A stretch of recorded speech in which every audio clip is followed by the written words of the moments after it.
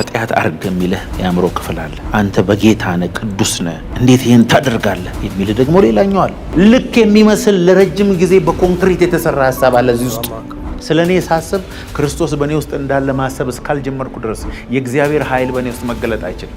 አንድ ሰው መጥቶ እንትና ሐሰተኛ ነህ፣ ትክክል ነህ፣ ምንድን ነህ? ሰዎች ይኸውልህ በጣም አንደኛ ነህ ከዓለምም ሲሉህም አትቀበል፣ በጣም የሞትክ ነህ ሲሉህም አትቀበል። ሰዎች ዛሬ ያወጡሃል፣ ነገ ያወርዱሃል። ሲያወጡም ልክ አይደለም፣ ሲያወርዱም ልክ አይደለም። ከምታገኙት ነገር፣ ከምትሰበስቡት ነገር፣ ከሰዎች ከምትቀበሉት ነገር፣ እናንተ ሰርታችሁ ለፍታችሁ ከምታገኙት ነገር ህይወታችሁን አትጀምሩ። ህይወት ከሱ አይጀምርም። ህይወታችን ውስጥ ብዙ ነገር ሲበላሽ፣ ዲስኦርደር ሲሆን፣ ብዙ ነገሮቻችን በቃ ውጥንቅጣቸው ሲወጡ፣ በአብዛኛው ካያያችሁ መንፈሳችን ከጌታ ጋር ያለው ልክ ሳይሆን ሲቀር ነው። ባይዘው መንፈሳችን ፌሎሺፓችን ልክ ከሆነ ብዙ ነገራችን ተበላሽቶ ሁሉ ሰላማችን ግን ፉል ነው የሚሆነው። በምንም አይነት ፈተና ውስጥ ሆነን ቅባታችን ጢም ያለ ነው የሚሆነው። ግን ሰላማችንን ማተን ሁሉ ነገሩ ውጥንቅጡ ከወጣ ስፒሪቹዋል ላይፋችን ልክ አይደለም ማለት ነው። ክርስትና ብዙዎቻችንን የሚመስለን ሃይማኖት ነው። የሰው ልጅ እግዚአብሔርን አምላኩን ፈጣሪውን በሚችለው መንገድ የፈለገባቸው መንገዶች ናቸው ሰው ወደ እግዚአብሔር። ክርስትና ግን እግዚአብሔር ነው ሰው ፍለጋ የመጣው። ሰው ፍለጋ መጥቶ ግን ክርስትና ምን ሆነ ማለት ነው? እግዚአብሔር መጀመሪያ ከኛ ጋር ነው። ስለ ማርያም ያለን አስተሳሰብ በጣም የተሳሳተ ነው። ከኛ እንዳንዷ ናት፣ በቃ እግዚአብሔር ጸጋ አብዝቶላት ነው ምናምን እንላለን እንጂ ጭራሽ ከኛ እንዳንዷ አይደለችም። እግዚአብሔር ሰው ሆኜ ወደዚህ ምድር እመጣለሁ አለ። ሰው ሆኖ ለመምጫነት የተጠቀመባት ሴት ትንሽዬ ብላቴና ልጃገረድ ነች። አርግዛም ውለዷ እኮ ብቻ አይደለም፣ በሲኦል ያሉ አጋንንቶች ሁሉ ወጥተው የተዋጓት ሴት ናት። ኢየሱስ ተወለደ ሲባል እድሜው ከ2 ዓመት በታች የሆነ ሕፃን ሁሉ ሲታረድ ማርያምና ዮሴፍ ወደ ግብፅ ሀገር የሰው ቤት ሰራተኛ ሆና ይሆን ለምና ይሆን ያበላችሁ? በምን አይነት ሁኔታ ውስጥ እንዳለፈች ባናቅም 100% እርግጠኛ መሆንላችሁ በመከራ ነው ያለፈችው። ሳትፈልግ ያረገዘችው የሰማይ መላእክቶች ሁሉ ከሷ ጋር እንደሚሆኑ እርግጠኛ ሆኑ። በሲኦል ያሉ አጋንንቶች ሁሉ የሚዋጓት ሴት እንደሆነች ደግሞ ወቁ። ገና 10 ምናምን ዓመቷ ነው። ዮሴፍም ይገርመኛል ከመንፈስ ቅዱስ ነው ያረገዝኩት ያለውን ልጅ ተከትሎ የሆነ ስፔሻል ፍቅር መታው ይመስላችሁ እሷን እንዲወዳል። ስለዚህ እግዚአብሔር ስሙ ማን ሆነ? አማኑኤል። እስቲ አማኑኤል በለው። እግዚአብሔር ከኛ ጋር። አሁን ኢየሱስ ስሙ አማኑኤል አይደለም፣ ከኛ ጋር አይደለም። አማኑኤል ማለት እግዚአብሔር ይኸው መንደር ውስጥ የሚውል የሚነካ የሚጨበጥ የሚዳሰስ ከኛ ጋር የሚያወራ እንደኛ የሚበላ እንደኛ የሚጠጣ ማለት ነው አማኑኤል። አሁን አማኑኤል ነው ኢየሱስ። ከዛ ኢየሱስ ሲያስተምር እንደዚህ ያለ እኔ ብሄድ ይሻላችኋል። ለምን? አጽናኙ ኢራቅሊጦስ እኔ ራሴ በሌላ ፎርም ማለት ነው ወደ እናንተ ይመጣል። ከዛስ በእናንተ ውስጥ መኖር ይጀምራል። አሁን ክርስትናን አሁን ሬዲፋይን ስናደርገው እግዚአብሔር በሰው ውስጥ ሲኖር ማለት ነው ክርስትና። ክራይስት ኢን አስ ማለት ነው ክርስትና። እኔ ብሄድ ይሻላችኋል። እኔ ኢየሱስ በአካል እያለ እኔ ብሄድ ይሻልሃል ቢለኝ ተሳስተ ነው የምለው። ጌታዊ ተሳስተሃል፣ ግድ የለህም። በሽታዬን እየፈወስክ ተአምር እያደረግክ ለችግሮቼ ሁሉ መፍትሄ የሆንክ ከኔ ጋር ብትሆን ይሻላል። አይ መሄድ ይሻላል። እኔ ከሄድኩ በአንተ ውስጥ መኖር ይጀምራል። ለዚህ ነው ጌታ ኢየሱስ 2ም 3ም ሆናችሁ በተሰባሰባችሁበት። በነገራችን ላይ እውነት ደረጃ አለው። ሌሰር ትሩዝ ኤንድ ሃይስት ትሩዝ የሚባል አለ። 2 እና 3 ሆነን በምንሰበሰብበት ጊዜ ኢየሱስ መገኘቱ ሌስ ትሩዝ ነው። ዘ ሃየር ትሩዝ በእኔ ውስጥ አለ። አንተ እስክትሰበሰብልኝ አልጠብቅም። እኔ እቲ ዘ ኮርፖሬት ስለ አኖይንቲንግ ነው የሚያወራው። ስለሱ ስናወራ ስለሱ እንትን ስናደርግ የእግዚአብሔር መንፈስ ሙቭ ያደርጋል ለማለት እንጂ እግዚአብሔር ኦልሬዲ በእኔ ውስጥ አለ። ዘ ግሬተስት ፕሮብለም ክርስቶስ በእኛ ውስጥ እንዳለ የምናምንበት መጠን እኩል አይደለም። አለ ብለን ከምናምነው ይልቅ አለ ብሎ ለማመን የሚቸግረው ማንነታችን የበለጠ ስትሮንግ ነው። ኃጢአት አርግ የሚልህ የአእምሮ ክፍል አለ። አንተ በጌታ ነህ፣ ቅዱስ ነህ፣ እንዴት ይህን ታደርጋለህ የሚልህ ደግሞ ሌላኛው አለ። ሁለቱንም አይደለም፣ ከሁለቱ ውጭ ሆኖ ሁለቱን እየዳኘ ያለ ደግሞ አለ። እውነት ተሻል ያ ሁለቱን የሚዳኘውን አንተ ክርስትና እግዚአብሔር በእኛ ውስጥ ነው። አይገርምም? እግዚአብሔር የሰማይና የምድርን መፈጠር ሚስጥር ነው አላለም። ዩኒቨርሶች አሰራራቸው ሚስጥር ነው አላለም። ዓለም ከመፈጠሩ በፊት ሚስጥር ሆኖ ተደብቆ የነበረ ሴክሬት ከዘላለምና ከትውልዶች ጀምሮ ተሰውሮ የነበረ ሚስጥር እግዚአብሔር ሚስጥር ያደረገውን እስቲ አስቡ። ለማንም ያልተገለጠ፣ ለሐዋርያት ያልተገለጠ፣ ለነቢያት ያልተገለጠ፣ ለሙሴ ያልተገለጠ፣ ለአብርሃም ያልተገለጠ፣ ከኢየሱስ ጋር ለነበሩ 12ቱ ሐዋርያት ያልተገለጠ፣ ከሁሉ ታናሽ ለሆንኩኝ ለኔ ግን ተገለጠ። ይሄም ሚስጥር አለ ለቅዱሳን ሁሉ አሁን ግልጽ እንዲሆን በኔ በኩል እግዚአብሔር ፈቅዷል አለ። ያ ሚስጥር አለ። የክብር ተስፋ ያለው ክርስቶስ በእናንተ ውስጥ መሆኑ ነው። እኔ ውስጥ ክርስቶስ አለ። እስቲ በሉት፣ እኔ ውስጥ ክርስቶስ አለ። ግን አላምንም። አለማመኔ በእኔ ላይ ከሚገለጠው ግሎሪ ተነስቼ ማወቅ እችላለሁ። ካመንኩኝ በእኔ ላይ የሚገለጠው ግሎሪ ከባድ ነው። እስከ እግዚአብሔር ፍጹም ሙላት ድረስ ደርሳችሁ ትሞሉ ዘንድ የሚለው ቃል ክርስቶስ በእምነት በልብ ሲኖር ሚስትሪ እሱ ነው። እና ጳውሎስ ክርስቶስ በልባችሁ ውስጥ ተሰቅሎ ተስሎ እንደገና ለማየት ምጥ ይዞኛል። I want to see Christ in you ኢሜጁ ማኒፌስት አድርጎ በእናንተ ውስጥ ለማየት ምጥ ይዞኛል። እኔም አሁን ይህን ትምህርት የማስተምረው ለዚህ ነው። የእግዚአብሔር ኪንግደም በእናንተ ውስጥ ነው። ቅባት በእናንተ ውስጥ ነው። ማንም እንዲያስተምራችሁ አያስፈልግም። በእናንተ ውስጥ ያለው ቅዱሱ ቅባት ያስተምራችኋል ይላል አይልም? ይላል። ኢየሱስን ከሙታን ያስነሳው የእግዚአብሔር መንፈስ በእናንተ ውስጥ ነው ይላል አይልም? ኢየሱስን ከሙታን ያስነሳው መንፈስ ሳይጨምር ሳይቀንስ፣ ያ የትንሣኤ ኃይል ሳይጨምር ሳይቀንስ አሁን በዚህ ሰዓት በእኛ ውስጥ አለ። ምን እየሰራ ነው? ሮሜ 8:11 ላይ እንደዛ ነው የሚለው። ለሚሞተው ሰውነታችሁ ህይወትን ይሰጣል። ህይወት የሚያገኘው ሰውነታችን ከሜካፕ አይደለም፣ ከምንበላው ምግብ አይደለም። ስፒሪት ነው ላይፍ ኢንጀክት የሚያደርግበት። እስቲ ኢየሱስን ያስነሳው የእግዚአብሔር መንፈስ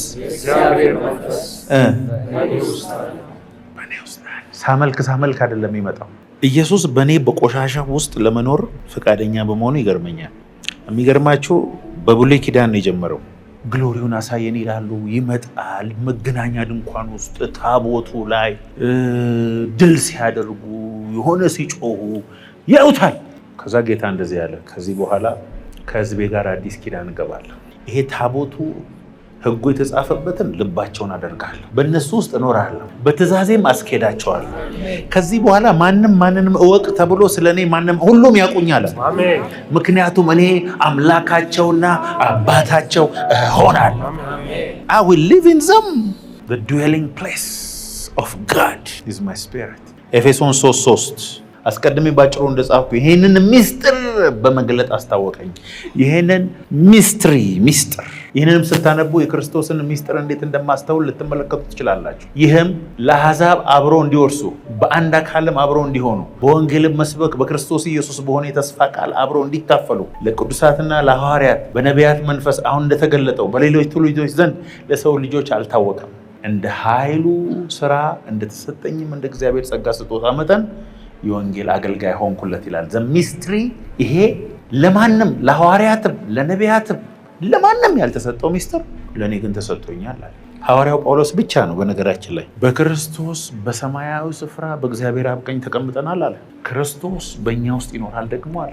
እግዚአብሔር ዓለምን መምራት የሚፈልገው በአንተ ልብ ውስጥ ባለው ዙፋን ላይ ተቀምጠው ነው። The dwelling place of God, the living tabernacle of God, the walking temple of God. ይህንን እንዳያምን የሚያደርግ አእምሯችን ውስጥ የተጠቀጠቀ ከዚህ ሀሳብ ጋር የሚዋጋ በክርስቶስ ሀሳብ ላይ የሚነሳ በጣም የጠለቀ ሌላ ሀሳብ አለ እዚህ ላይ። እሱን ሀሳብ በኢየሱስ ስም እናፈርሳለን። በክርስቶስ ሀሳብ ላይ የሚነሳ ሌላ ሀሳባችን ውስጥ አለ። ነኝ ስትል አይደለህም ጭራሽ የለም አንተ ውስጥ ብሎ እንድታምን የሚያደርግ ከሆነልህ ነገር ይልቅ እዚህ ውስጥ የተጠቀጠቀውን ኢንፎርሜሽን እንድታምን የሚያደርግ ሌላ እውቀት አለ።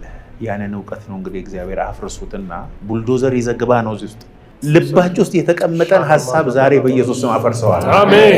ልክ የሚመስል ለረጅም ጊዜ በኮንክሪት የተሰራ ሀሳብ አለ እዚህ ውስጥ። ስለኔ ሳስብ ክርስቶስ በእኔ ውስጥ እንዳለ ማሰብ እስካልጀመርኩ ድረስ የእግዚአብሔር ኃይል በእኔ ውስጥ መገለጥ አይችልም። ስለዚህ ያ የተደበቀው ሚስጥር ተገልጧል ነው የሚለው። እግዚአብሔር ከኛ ጋር ነበረ፣ አሁን ግን እግዚአብሔር በእኛ ውስጥ ነው።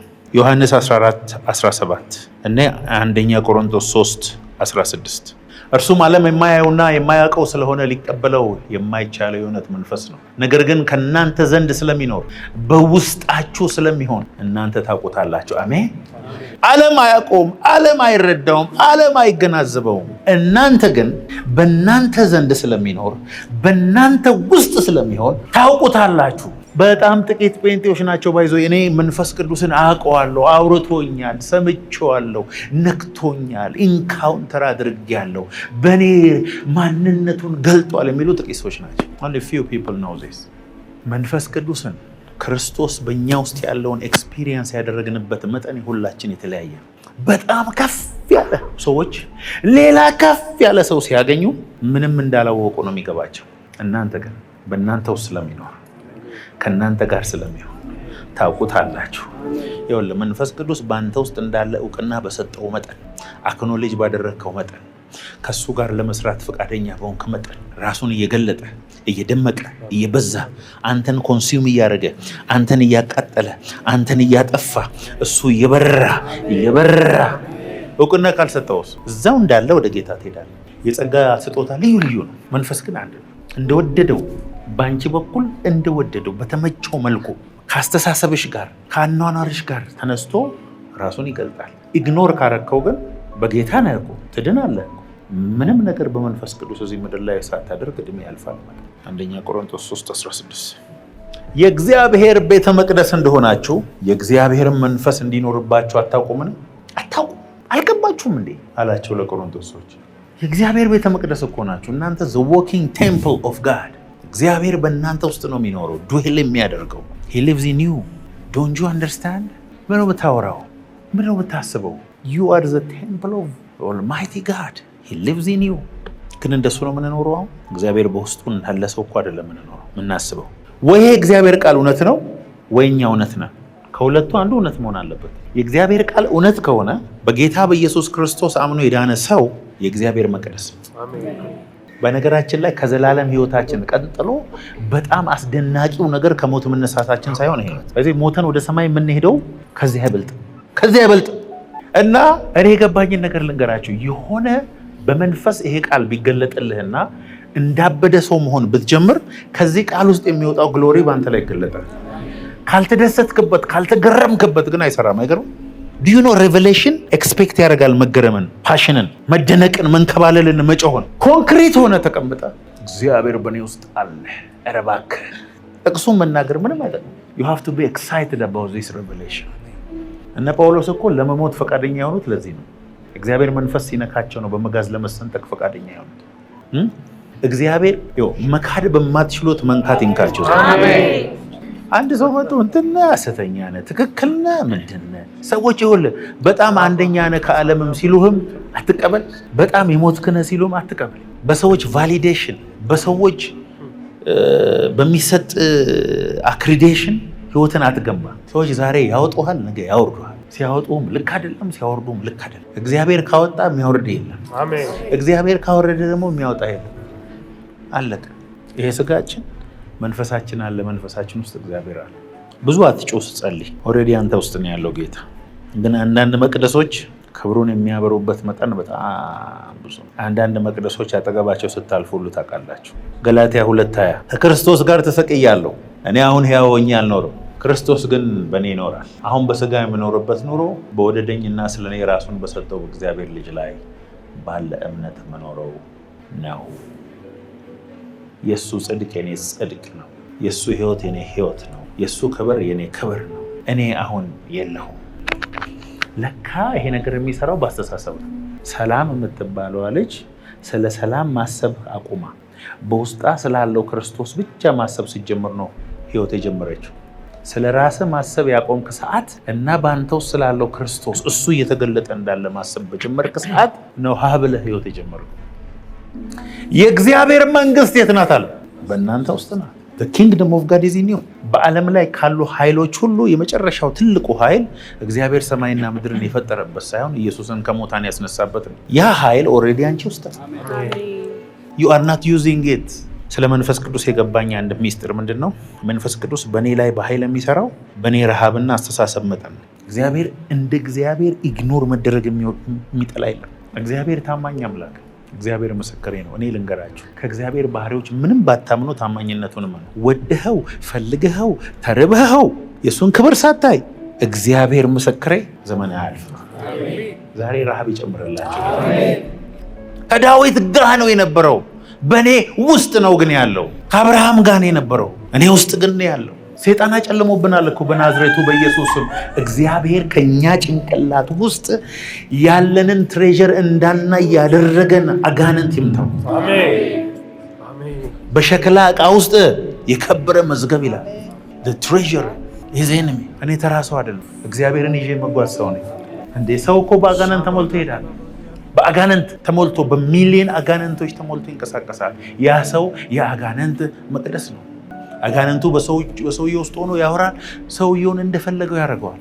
መንፈስ ቅዱስ ግን እንደ አጋንንት አይደለም፣ ካንተ ፈቃድ ጋር ነው የሚሰራው። አስገድዶ እጅህን እንደዚህ ጠምዝዞ የሚያደርገው ነገር የለም። እግዚአብሔር ሆይ ሐሳቤን ፈውሰልኝ፣ ማንነቴን በክርስቶስ እንዳቀርዳኝ። ስለዚህ ማንን በክርስቶስ ቢሆን ምን ማለት ነው? born again from the spirit and the spirit of God lives in me። እባካችሁ ዛሬ አንድ ነገር እንደ አባት ልምከራችሁ። ከውጪ ወደ ውስጥ መኖር አቁሙ። ከውስጥ ወደ ውጪ መኖር ጀምሩ። ህይወታችሁ የሚጀምረው ውስጥ እንጂ ከውጭ አይደለም። ከምታገኙት ነገር፣ ከምትሰበስቡት ነገር፣ ከሰዎች ከምትቀበሉት ነገር፣ እናንተ ሰርታችሁ ለፍታችሁ ከምታገኙት ነገር ህይወታችሁን አትጀምሩ። ህይወት ከሱ አይጀምሩ። ህይወታችን ውስጥ ብዙ ነገር ሲበላሽ፣ ዲስኦርደር ሲሆን፣ ብዙ ነገሮቻችን በቃ ውጥንቅጣቸው ሲወጡ፣ በአብዛኛው ካያያችሁ መንፈሳችን ከጌታ ጋር ያለው ልክ ሳይሆን ሲቀር፣ ባይዘው መንፈሳችን ፌሎሺፓችን ልክ ከሆነ ብዙ ነገራችን ተበላሽቶ ሁሉ ሰላማችን ግን ፉል ነው የሚሆነው። በምንም አይነት ፈተና ውስጥ ሆነን ቅባታችን ጢም ያለ ነው የሚሆነው። ግን ሰላማችንን ማተን ሁሉ ነገሩ ውጥንቅጡ ከወጣ ስፒሪቹዋል ላይፋችን ልክ አይደለም ማለት ነው። ማይ ፌሎሺፕ ዊዝ ሂም ኢዝ ኖት ራይት። ከክርስቶስ ጋር ተሰቅያለሁ ግን ሞቻለሁ ግን እውነት ክርስቶስ ነው እየኖረ ያለው በእኔ። አስተሳሰቤ የሱ ነው፣ የማደርጋቸው ነገሮች የሱ ናቸው። ነፃ ነው ክርስቶስ በእኔ ውስጥ ለማለፍ። ብዙ የሚያግደው ነገር የለም። አማይ ሪሊ አሁንማ ኮምፒቲሽኑ ብዛቱ፣ በመኪና ውድድር፣ በምንለብሰው ልብስ ውድድር፣ በምናገኘው ቪው፣ ላይክ፣ ኮሜንት ውድድር። ኧረ የውድድሩ ብዛት ከጎረቤት ውድድር መወዳደር ከነበረብን በተገለጠብን ክብር ነበር፣ ባዳነው ነፍስ ነበር። ብዙ ነፍሳትን ወደ እግዚአብሔር መንግስት የጨመሩ እንደ ከዋክብት ለዘላለም ይደምቃሉ ነው የሚለው። የእግዚአብሔር ሙላት ውስጥ በምትኖርበት ጊዜ ለእግዚአብሔር ሐሳብ የተመቸ ትሆናለህ። ለዚህ ነው ዳዊት እንደ ልቤ የሆነ ፈቃዴን የሚፈጽም የተባለው የእግዚአብሔርን ፕሬዘንስ ስለሚወድ ብቻ። ቅን ነው፣ ልቡ ሶፍት ነው ለእግዚአብሔር። ውጪ ላይ ጀግና ነው፣ ለእግዚአብሔር ግን ሶፍት ነው። the king of glory manifest himself his glory for him። ክብር አይቶ እድሜ ጠግቦ ነው ያለው። እግዚአብሔርን ሐሳብ አገልግሎ አንቀላፋ ነው። እግዚአብሔር ሆይ ዛሬ ማታ ምለምነ ከሰይጣን ሳይሆን ከኔ ነፃ አውጣኝ። I am my worst enemy። እኔ ነኝ ጠላቴ። አልሞት ብዬ ተቸገርኩ። ያልሞተ ነገር የበዛ የሞተውን ራሱ ከመቃብር እየቀሰቀስኩ ክርስቶስ እንዳይገለጥ አደረኩ። እባክህ ፍቀድልኝ ልገለጥ ባንተ ውስጥ እያለ ነው። አይቻልም ያልኩት እኔ ነኝ። የእግዚአብሔር ግሎሪ በኃይል እንዳይገለጥ ምንም የተዋጋኝ ሰይጣን የለም። የኔ አስተሳሰብ እግዚአብሔር ከመንግስቱ በላይ ምን ይሰጣል? ሰጥቶሻል። ከመንፈሱ በላይ ምን ይሰጣል? ሰጥቶሻል። ከክብሩ በላይ ምን ይስጥ? ሰጥቶሃል። እግዚአብሔር ዙፋኑን ብቻ ነው የማይሰጠው የሚሉ ሰዎች አሉ። ዙፋኑን ራሱ ፈቃደኛ ነኝ ብሎ ድል ለሚነሳ ከኔ ጋር በዙፋኔ ላይ እንዲቀመጥ እሰጠዋለሁ። እግዚአብሔር የከለከለ ነፍሱን ሰጥቶናል፣ ዙፋኑን ሰጥቶናል፣ ክብሩን ሰጥቶናል፣ መንፈሱን ሰጥቶናል። በክርስቶስ ያልተደረገልን ምንም ነገር የለም። የተሰጠንን ሁሉ ግን መግለጥ አልቻለም። because of our consciousness, because of the way we think. The only problem is the way we think. ገንዘብ ነው የምትፈልገው? አለ አንተ ውስጥ። ጥራው። ቅባት ነው? አለ አንተ ውስጥ። everything is in you። ዛሬ ማታ እግዚአብሔር ከኛ ውስጥ እኛን መንጭቆ ያወጣል። እድሜ አይለቅ። ጌታ ሆይ እባክህ እድሜ እንዳያልቅ፣ እኔ ክብርን ሳላይ አንተን ሳልገጥ እድሜ ዘመኔ አይለቅ እባክህ ጌታ በኢየሱስ። በኤደን ገነት እግዚአብሔር ከሰው ጋር ተንቀሳቀሰ። 40 ዓመት በምድረ በዳ ከህዝቡ ጋር ተንቀሳቀሰ። ኢየሩሳሌም መቅደሱን ሞላ። በክርስቶስ ግን እኛ ውስጥ አደረ። በባለ 50 ህዝቡን ሞላ። እስቲ ራእይ 21:3 እግዚአብሔር ግን እንዴት ነው የሚወደን! ለዘላለም ከኛ ያለኛ አይኖርም። አይፈልግም። ታላቅ ድምፅ ከሰማይ እነሆ የእግዚአብሔር ድንኳን በሰዎች መካከል ነው፣ ከነሱም ጋር ያድራል፣ እነርሱም ህዝቡ ይሆናሉ። እግዚአብሔርም እርሱ ራሱ ከነርሱ ጋር ሆኖ አምላካቸው ይሆናል። ፌሎሺፕ ይፈልጋል፣ አምልኮ ይፈልጋል፣ ፍቅር ይፈልጋል። በእኛ ውስጥ ሆኖ ራሱን መግለጥ ይፈልጋል። በእኛ ውስጥ ሆኖ ሰው መውደድ፣ ሰው መማር፣ ሰው ማዳን ይፈልጋል እግዚአብሔር። እግዚአብሔር ሆይ ጥያቄን ሁሉ ውሰድብኝና ክብርህን ብቻ በኃይል እንድገልጥ እርዳኝ። ጸጋ ያግዘኝ እባክህ ጌታ ሆይ። በቃ ትቻለሁ፣ በቃ እፈልጋለሁ ያልኩትን ሁሉ ትቻለሁ፣ ይቅርብኝ። እግዚአብሔር ሆይ ክብርህ ግን በኃይል በእኔ ላይ ይገለጥ። ክብርህ ሲገለጥ እቀድሳለሁ፣ ክብርህ ሲገለጥ እምራለሁ፣ ክብርህ ሲገለጥ ይቅር እላለሁ፣ ክብርህ ሲገለጥ እሞትልሃለሁ። የእግዚአብሔር ክብር የነካቸው ሰዎች ሞት እጅግ በጣም እንደሚቀላቸው ታውቃላችሁ። ሰው ሁሉ የሚፈራውን ሞት እነሱ ደፍሮ ይገቡበታል። they don't care to die። ክብር ያልነካው ሰው ስለ ኢየሱስ ለሰዎች ፊት መናገር አይችልም። የራሱ ክብር አለ። እንዳበደ ሰው የሚያደርግ በክብር ከተነካ ብቻ ነው።